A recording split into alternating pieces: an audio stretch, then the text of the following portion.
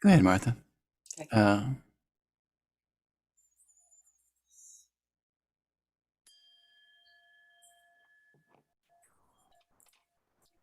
Good morning from First Church Unitarian in Littleton, Massachusetts. We're so happy that you're with us today on this lovely, almost spring day. Remember, 1 week from today, daylight savings starts. I'm Martha Childs, a member of your diligent standing committee. And I want to call your attention to Community Matters for inspiration and information. A couple of things to notice, among many others. RJAC is starting a new book group, this one.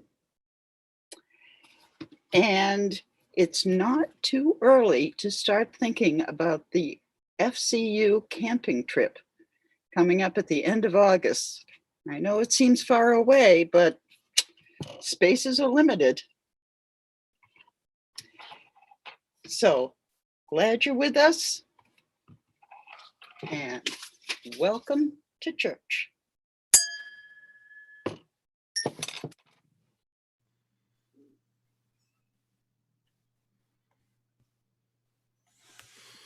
Good morning. I'm Molly Lozeau, the music director, and I wanted to announce the prelude that you're going to hear today. It's actually one of the first pieces that the church choir did when we were remote, so it's almost been a year. It's Come, Come, Whoever You Are, which is from our hymnal, and got a little fancy, and I added some pictures of the church choir singing in the sanctuary over the past couple years. So here is our prelude today.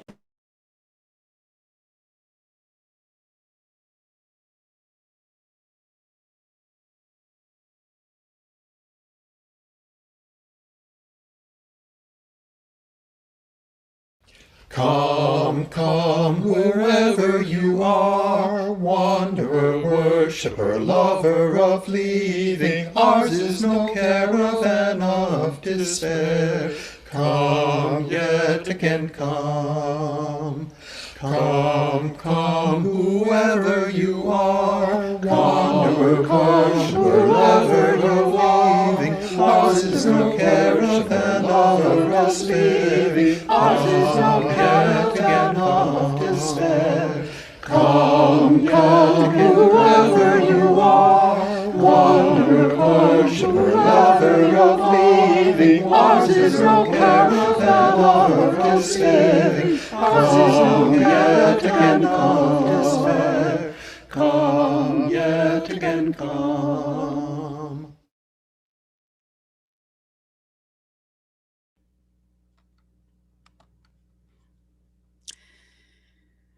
The Spirit likes to dress up like this: 10 fingers, 10 toes, shoulders, and all the rest, at night in the black branches, in the morning in the blue branches of the world. It could float, of course, but would rather plumb rough matter. Airy and shapeless thing, it needs the metaphor of the body, lime and appetite, the oceanic fluids. It needs the body's world, instinct and imagination. It needs the dark hug of time, sweetness and tangibility to be understood, to be more than pure light that burns where no one is. So it enters us. In the morning shines from brute comfort, like a stitch of lightning, and at night lights up the deep and wondrous drownings of the body like a star. The words of Mary Oliver. Let us worship. Each week, an important part of our time together is saying the words of our covenant along with lighting our chalice. So if you have a candle or a chalice at home, I invite you to light it now and say the words of our covenant. And we're led this morning by Riley Hammer.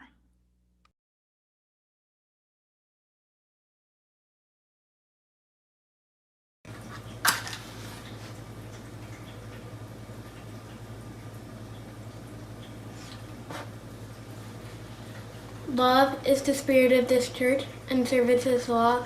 This is our great covenant, to dwell together in peace, to seek the truth in love, and help one another.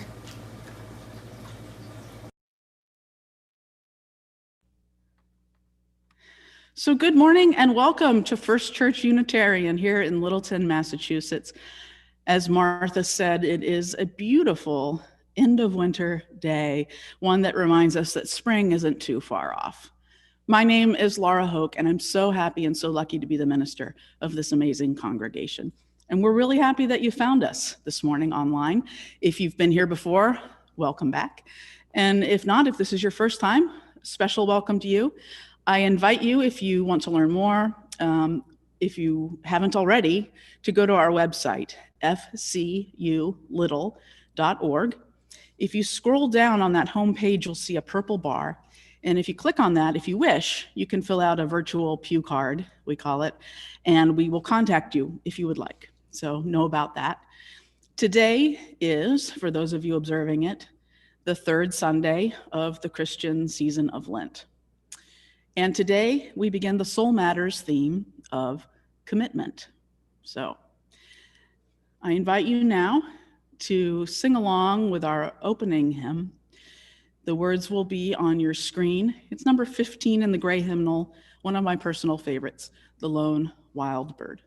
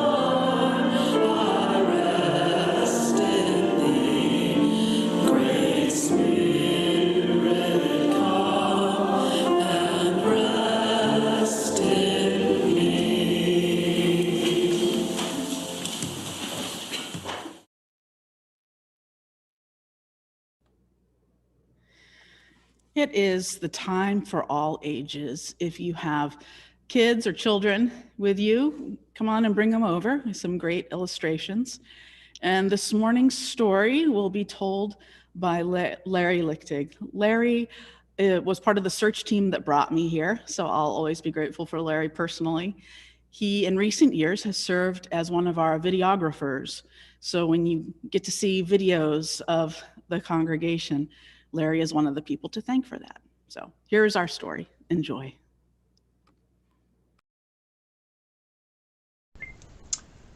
Oh, hi. I'm Larry Lickteig. And my wife Cheryl and I have been members at FCU for over 30 years. We'll leave it at that. I have the great pleasure today to read The Three Questions, based on a story by Leo Tolstoy. And this version was written and illustrated by John J. Muth, spelled M-U-T-H. Let's get started, shall we? There once was a boy named Nikolai who sometimes felt uncertain about the right way to act. I want to be a good boy, a good person, he told his friends, but I don't always know the best way to do that. Nikolai's friends understood, and they wanted to help him. "If only I could find the answers to my 3 questions," Nikolai continued. "Then I would always know what to do. When is the best time to do things? Who is the most important one? What is the right thing to do?" Nikolai's friends considered his first question. Then Sonia, the heron, spoke. "Do you know the best time to do things? One must plan in advance," she said. Gogol the monkey, who had been rooting through some leaves to find something good to eat, said, "You will know when to do things if you watch and pay close attention." Then Pushkin, the dog, who was just dozing off, rolled over and said, "You can't pay attention to everything yourself. You need a pack to keep watch and help you decide when to do things. For example, Gogol, a coconut is about to fall on your head." Nikolai thought for a moment. Then he asked his second question. "Who is the most important one?" "Those who are closest to heaven," said Sonia, circling up into the sky. "Those who know how to heal the sick," said Gogol, stroking his bruised noggin. "Those who make the rules," growled Pushkin. Nikolai thought some more. Then he asked the third question. "What is the right thing to do?" "Flying," said Sonia. "Having fun all the time," laughed Gogol. "Fighting," barked Pushkin right away. Then the boy thought for a long while.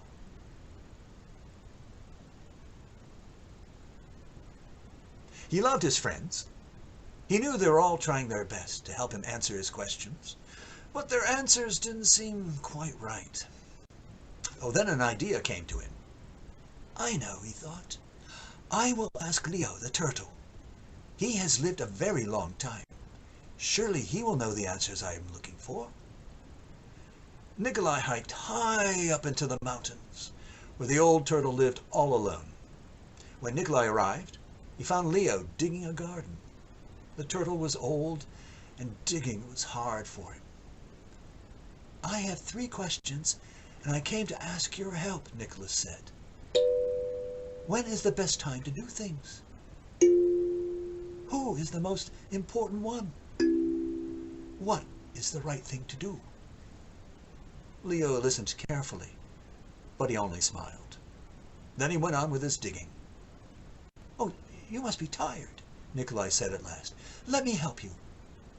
The turtle gave him his shovel and thanked him.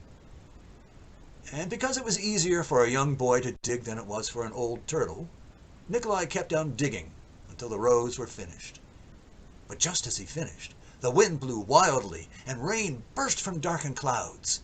As they moved toward the cottage for shelter, Nikolai suddenly heard a cry for help. Running down the path, he found a panda whose leg had been injured by a fallen tree. Carefully, Nikolai carried her into Leo's house and made a splint for her leg with a stick of bamboo. The storm raged on, banging at the doors and windows. The panda woke up. "Where am I?" she said. "And where is my child?" The boy ran out of the cottage and down the path. The roar of the storm was deafening. Pushing against the howling wind and drenching rain, he ran farther into the forest. There he found the panda's child, cold and shivering on the ground.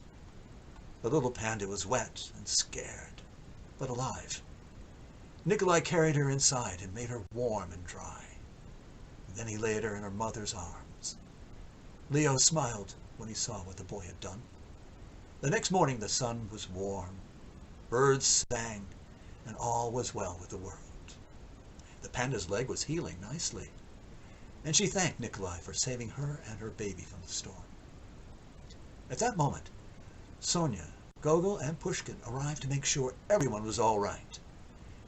Nikolai felt great peace within himself. He had wonderful friends, and he had saved the panda and her child. But he also felt disappointed. He'd still not found the answers to his 3 questions. So he asked Leo one more time. The old turtle looked at the boy. But your questions have been answered, he said. They have? Asked the boy. Yesterday, if you had not stayed to help me dig my garden, you wouldn't have heard the panda's cries for help in the storm.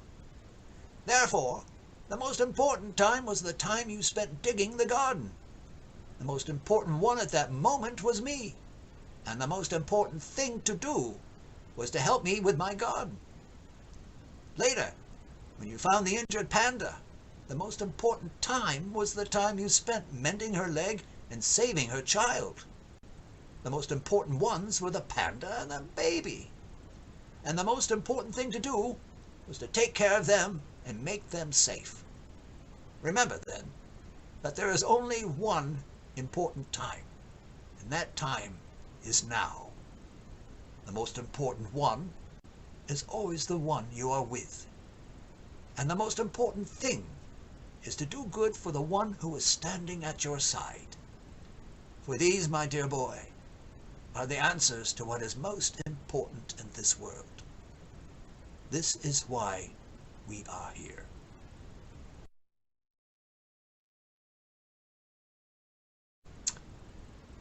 Well, thank you for joining me, and have a great day. Bye-bye.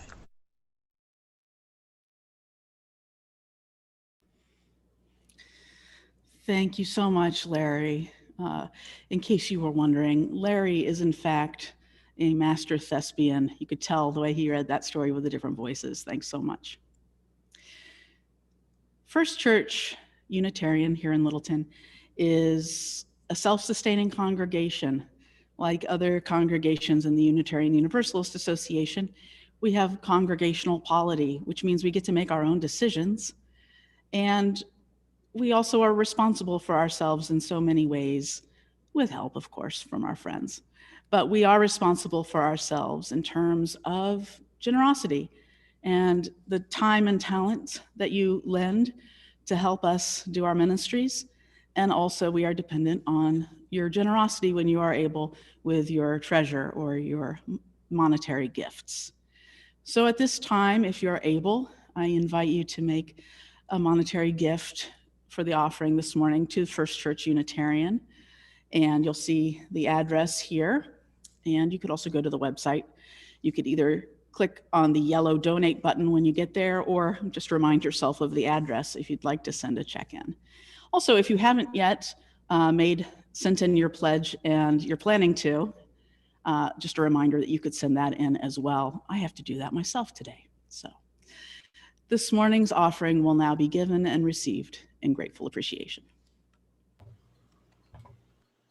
The music you'll hear for the Offertory today comes from a service a couple of years ago during the Offertory time, and you get a nice shot of the camera looking at the beautiful quilt and Reverend Lord during her Offertory time thing.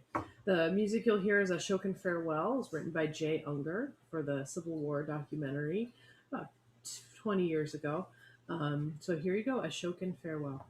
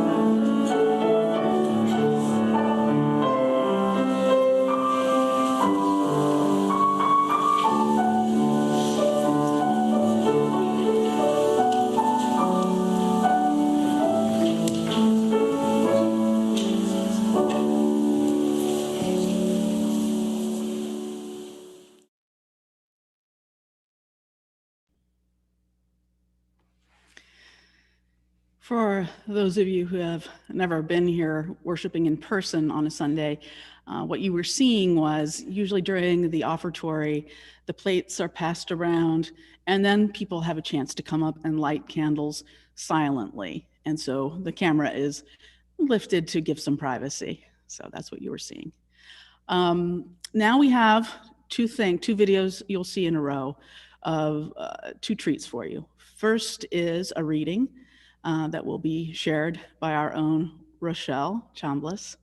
And Rochelle is one of those great people who helps out with anything happening, really. She's on the Green Sanctuary Task Force.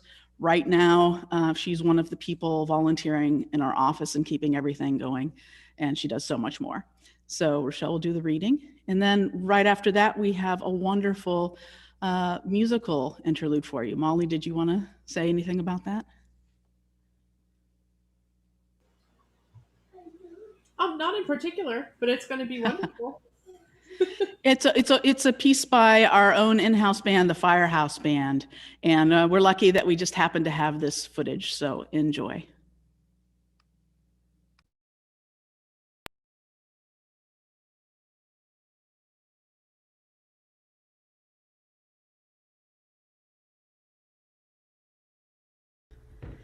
This morning's readings are the words of Unitarian Universalist minister Victoria Safford. She writes, Douglas Steere, a Quaker teacher, says that the ancient question, what am I, inevitably leads to a deeper one. Whose am I? Because there is no identity outside of relationships. You can't be a person by yourself. To ask, whose am I, is to extend the questions far beyond the little self-absorbed self and wonder, who needs you? Who loves you? To whom are you accountable? To whom do you answer? Whose life is altered by your choices? With whose lives is your own bound up inextricably in obvious or invisible ways?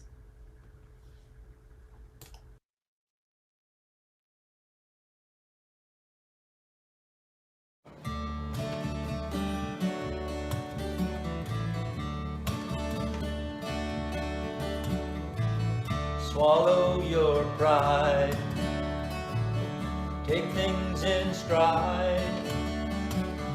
You never know what's going down. You play the game, the rules will change and leave you lying on the ground. The road is never ending. My compass point is bending. The hours roll out of control, and there is nothing you can do. Answers will come one by one, and all the rest is up to you.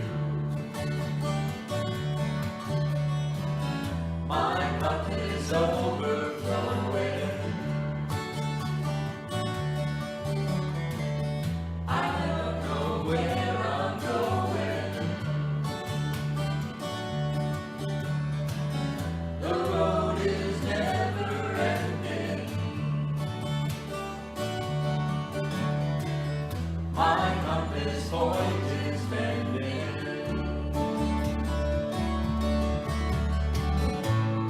And I don't know what's in store.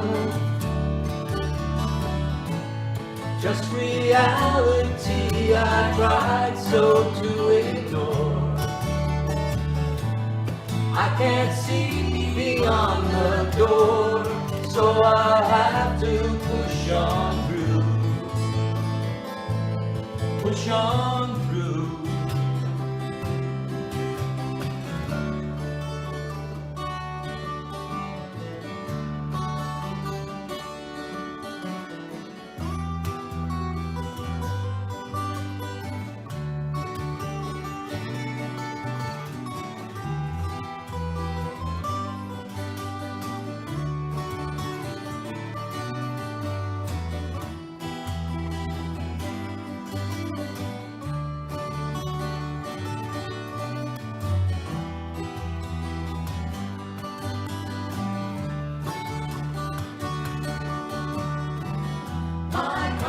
is overflowing. I don't know where I'm going. The world is slowly spinning. No losing and no winning. The road is never ending. My compass point is bending. My compass point is bending. Ooh, ooh,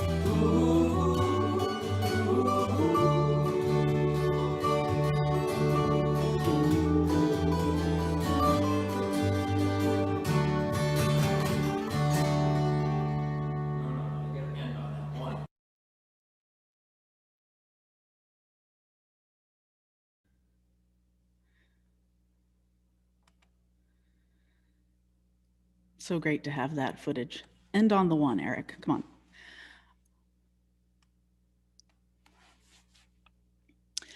When I heard that the Soul Matters theme for March was commitment, the first words that popped into my head were words of the late, great Reverend Dr. Howard Thurman, who was mentor to Martin Luther King Jr.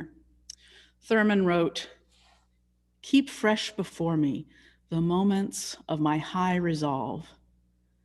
Despite the dullness and barrenness of the days that pass, if I search with due diligence, I can always find a deposit left by some former radiance." But I had forgotten. At the time, it was full-orbed, glorious, and resplendent. I was sure that I would never forget. But little by little, there crept into my life the dust and grit of the journey. In the quietness of this place, surrounded by the all-pervading presence of the holy, my heart whispers, "Keep fresh before me the moments of my high resolve, that in fair weather or in foul, in good times or in tempests, I may not forget that to which my life is committed. Keep fresh before me the moments of my high resolve." The words of Howard Thurman. It's so easy, isn't it, to forget the deepest, most profound commitments of our lives when we have so many less important things to worry about. It's like the internationally renowned author and meditation master Jack Kornfield puts it, "After the ecstasy, the laundry." Or I suppose we can't even remember what our profound life commitments or spiritual path are because of the piles of laundry. We can't see the commitments for the laundry. After the laundry, wait, what was I doing? Why did I walk into this room? Why am I here at online church? Never mind, why am I here on earth? Several years ago now, many Unitarian Universalist ministers and some congregations tackled this question of commitment in the form of a program called Whose Am I? This program was created by leaders from the UU Ministers Association. I think a couple of things really inspired this work of parsing out our deepest commitments. One was the Reverend Victoria Safford's sermon at the 2008 service of the Living Tradition at the Unitarian Universalist General Assembly, our annual business meeting. And the reading you heard a moment ago before the song was some of those words. You heard some of those words read. Safford's sermon noted that the late, great Reverend William Sloane Coffin, once the renowned preacher at Riverside Church in New York City, asked the question, "Who tells you who you are. Who tells you who you are? And Safford noted that that's really a theological question. And she reminded the congregation assembled there at General Assembly that evening that for Coffin, who was a Christian, the right answer to who tells you who you are comes from the prophet Isaiah. You are mine, saith the Lord. Safford also quoted a Quaker teacher named Douglas Steere, who said that the ancient question, who am I, inevitably leads to a deeper one, whose am I? Because, as Safford notes, there's no identity outside of relationship. You can't be a person by yourself. To ask, whose am I, is to extend the question far beyond the little self-absorbed self and wonder, who needs you? Who loves you? To whom are you accountable? To whom do you answer? Whose life is altered by your choices?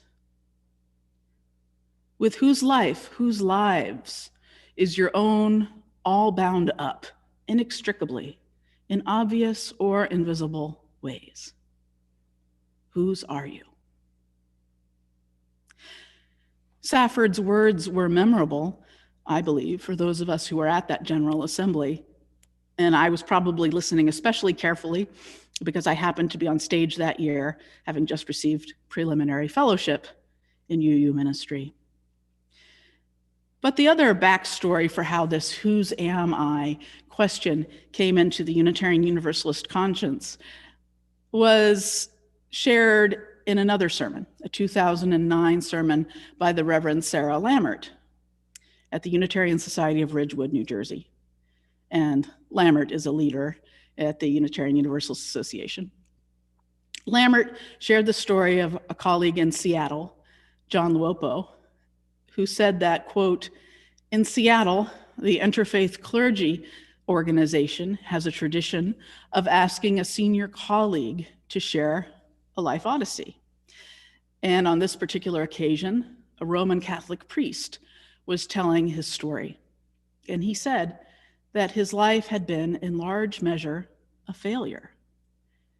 And he remembered the heady days of Vatican II and how hopeful he and his generation of liberal priests had been, that real change was coming to the church he so dearly loved.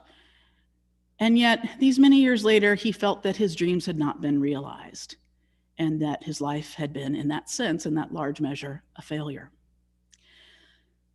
And Lammert continues the story. This priest was someone who was valued among his interfaith colleagues, and they were somewhat hurt and stunned by his revelation. And yet, one colleague noted, despite the severity of his words, his demeanor seemed quite peaceful and content. How can you claim that your life was a failure and yet appear so calm and serene? He was asked. I know whose I am, replied the priest. I know whose I am. Lammert then asks, whose are we?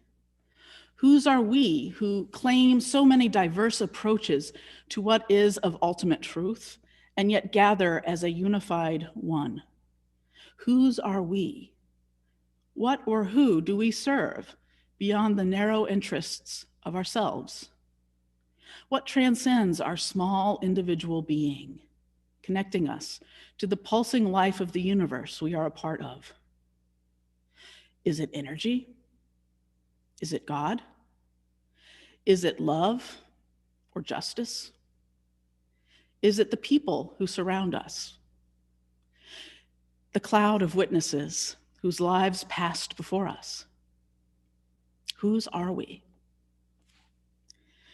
Today, before we answer whose are we, which I will talk about with you in 2 weeks, I want us to start smaller, asking, whose am I? If you can answer for yourself, if we can answer for ourselves, whose am I? It will help us achieve what Howard Thurman talked about. Keep fresh before me the moments of my high resolve, so that in fair weather or in foul, I may not forget that to which my life is committed. At the heart of the UU Ministers Association's Whose Am I program, created largely by UU ministers Burton Carley and Laurel Hallman, there's an exercise where two people break off as partners and take turns with speaking and deep listening. It's a very simple exercise. One person asks the other, "Whose are you?" And the second person answers with whatever comes to them. And then the first person gives a blessing, something like, "Blessings on your relationship to," whatever was just said. And then they ask again, "Whose are you?" And this goes on for about 5 minutes, and then the partners switch. The way Carley and Hallman frame the question, "Whose are you?" is the most basic sense of who or what lays claim to our hearts and our lives. Who or what lays claim to our days? And then you say simply what comes to mind. You might be surprised how challenging or interesting it can be to do this for 5 minutes. And you might even be more surprised at some of the things that the exercise sometimes brings out in the course of those 5 sort of long minutes. It might go like this. Person 1, "Whose are you?" Person 2, "I am my wife's." Person 1, "Blessings on your relationship with your wife." Whose are you? And then person 2 goes on, "I am my mother's." Person 1, "Blessings on your relationship with your mother." Whose are you? And it goes on like this without any commentary. Now, in the first minute or two, most people name family, friends. Since this was done with people who belong to UU congregations, they often named their congregation. They might name an organization that's meaningful to them, a nonprofit perhaps. They might name a non-human animal or two that is dear to them. But after a couple of minutes, a few minutes, something can open up, and that's sometimes when the surprises come. And during our post-service Zoom today, after Joys and Concerns and after the announcements, those of you who wish can try this exercise and see what it reveals, what it unearths for you. There are other ways to discover whose you are beyond your obvious inner circle of relationships with people and pets. Sometimes an experience will jolt you in a good way to realizing a deep connection, perhaps even a hidden commitment in your life. For instance, I remember my first summer living in Lowell, a city not far here from Littleton. My wife and I moved to the city of Lowell in 2017. And you might remember that that summer of 2017, there was a much talked about solar eclipse that August 2017. I was in my apartment that day, and I hadn't really made any great plans to observe the eclipse. I didn't order the special eclipse glasses. I hadn't made that special viewer box. But I looked up options online, and I learned that a simple colander could work well enough for casing little mini eclipse shadows. So I went out around the corner of our apartment, outside to an open area, and got my colander, and yeah, I saw little eclipse shadows through the colander. Well, that was nice. Well, it was actually a little underwhelming, if I'm honest. I'm sure that if you're in the direct line of the eclipse, otherwise known as the path of totality, I love that term. I'm sure if you're in that direct line, the eclipse is amazing.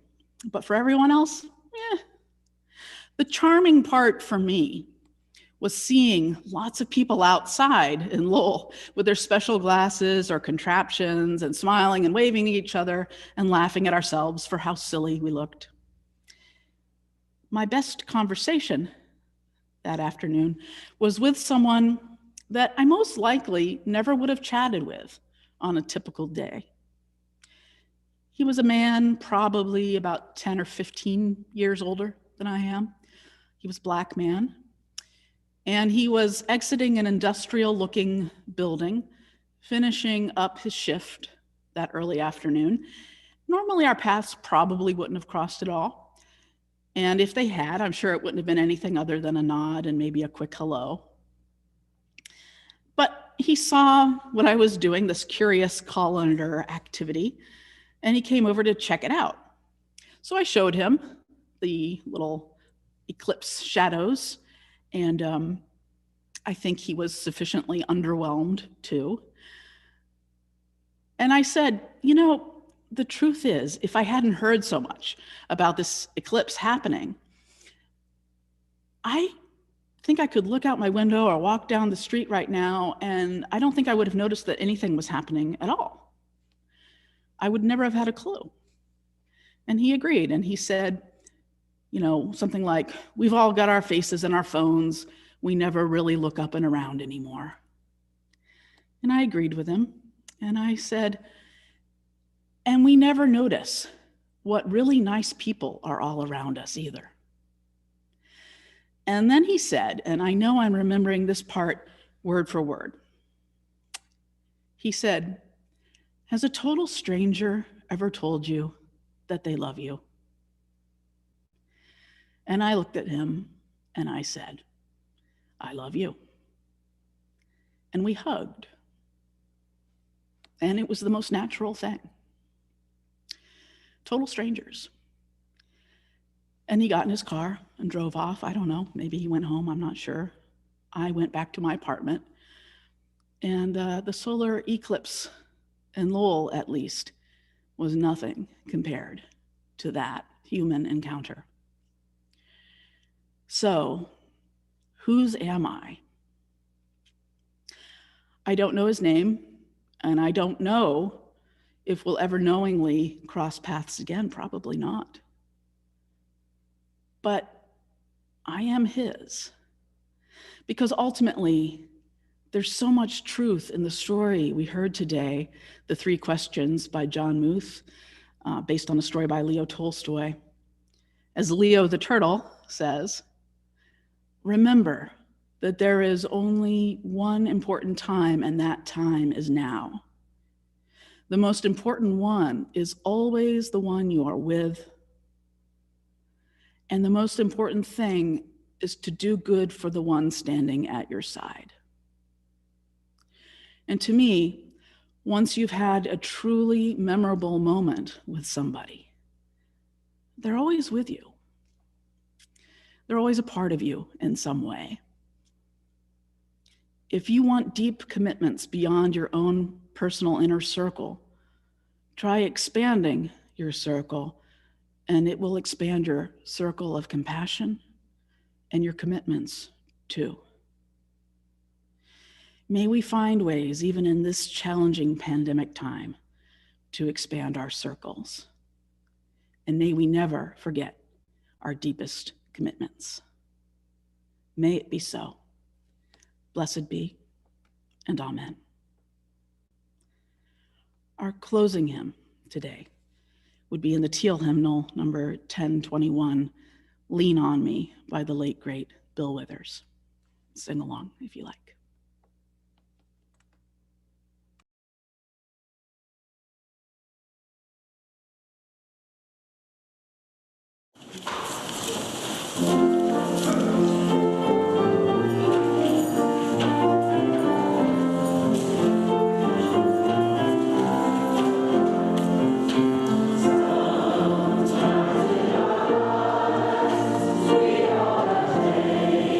We are the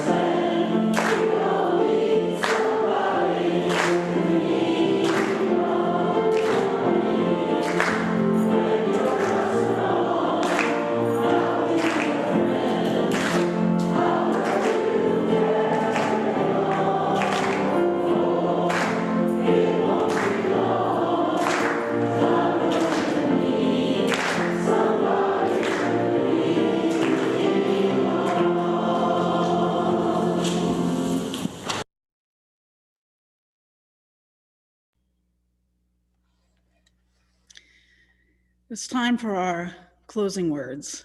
And as is our online tradition, if there's somebody there in the room with you and you can safely hold hands, I invite you to do that now. If you're alone in the room, as I am here in the sanctuary, I invite you to put your hands together and feel that warmth.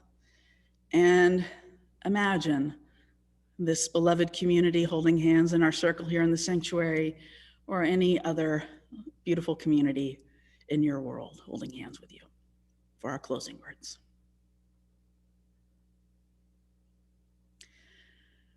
Whose are you? To whom do you answer? Who helps to tell you who you are? What are the core relationships in your life? Where are your deepest commitments? When we sort these out, we can work to get beyond our inner circles and work together to continue to discern as a congregation, whose are we? To whom do we answer in our quest to share love and justice in this community and beyond? May we have that discernment. May we hold true to our high resolve in our deepest commitments. Blessed be, and amen.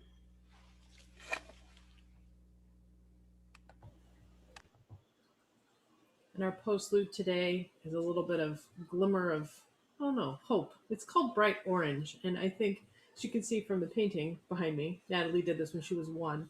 I think the orange is very bright and very, hopeful. That's the word that's coming to mind. It's a very short song as well. So hopefully it gives you a little bit of energy to move on with your day. So here is Bright Orange by Robert Stair.